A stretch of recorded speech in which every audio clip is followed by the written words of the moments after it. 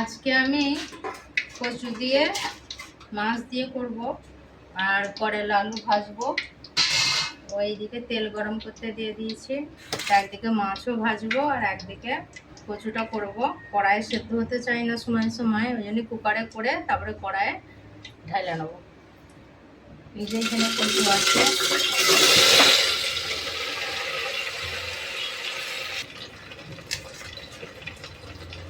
আমি একে একে মশলা দিয়ে দিচ্ছি। তো দিয়ে দিলাম নুন, হালকা করেই নুন দেবো, ভাজাটাও খাওয়া যাবে। তো দিয়ে দিচ্ছি হলুদের গুঁড়া, দিয়ে দিচ্ছি মরিচের গুঁড়া,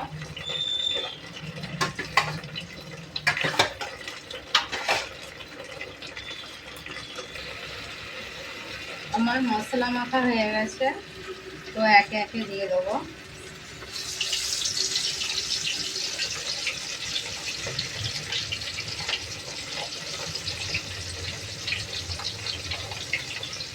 মাছটা অনেক বড় ছিল, তো কালকে অর্ধেক হয়েছে, তো আজকে অর্ধেক ফ্রিজে রেখে দিয়েছিলাম, তো অর্ধেক আজকে হচ্ছে।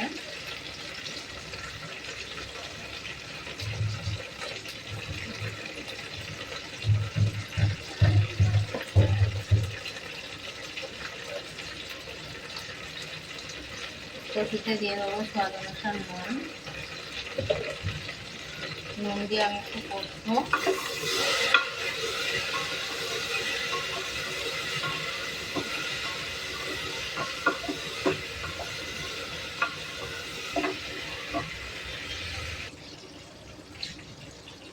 এতে দিয়ে দিচ্ছি আদা রসুন পেস্ট,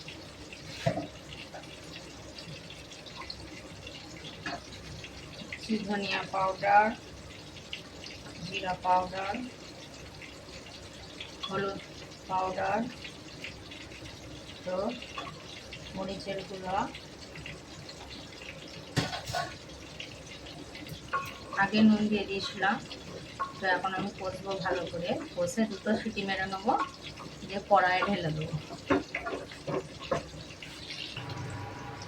এইখানে করেছি একটা বড় সাইজের আম নিয়ে এসেছিলাম, তো আমটা দেখছি কাঁচা ডাঁসানো, তোকে একে মশলা দিয়ে মাখিয়েছি, খেতে খুবই সুন্দর,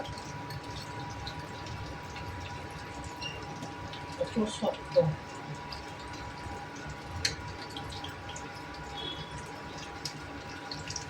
যে বন্ধুরা, কষে কুকারে দিয়েছিলাম, দুটো সিটি লাগিয়ে নিয়েছি।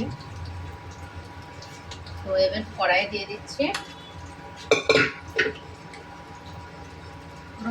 সিদ্ধ হয়ে গেছে। তো এবার ঢেলে দেবো পানি।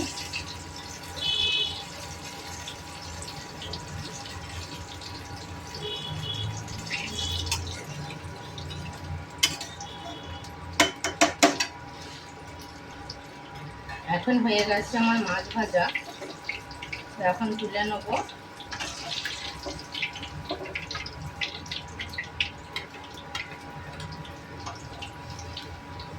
বেশ লাল লাল করে ভাজা হয়েছে। আমি কিন্তু 4টে চুলোই ধরিয়েছি, 4টে চুলো মানে এটা আমার 3 চুলো, তো এটা ইলেকট্রিকের ছিল। এইখানে হচ্ছে আমার করলা ভাজা স্টিলের কড়াই দিয়েছি, তো 4টে চুলোই হচ্ছে, 4টে চুলোই ধরিয়েছি আমি, নাহলে হবে না তাড়াতাড়ি।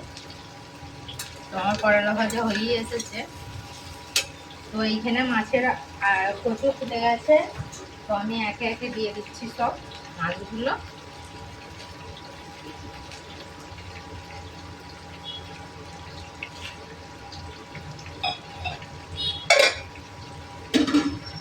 পুরো সিম্পল কচু রান্নাটা করছি, তো কচু রান্নাটা বেশি মশলাপাতি দিইনি, হালকার মধ্যে করছি।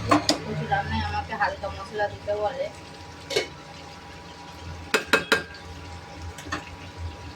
তাহলে এবার নুনটা চেক করবো।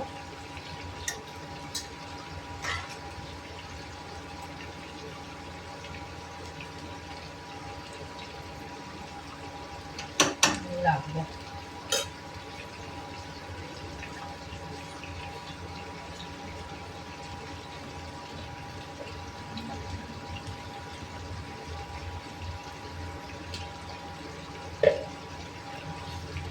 যে বন্ধুরা, আমার কচু দিয়ে মাছ ভাজা, এখানে আছে করলা ভাজা, আজকে দুপুরের এই মেনু। তো আমার রান্নার ভিডিওটা কেমন লাগলো বন্ধুরা বলবেন। বাই।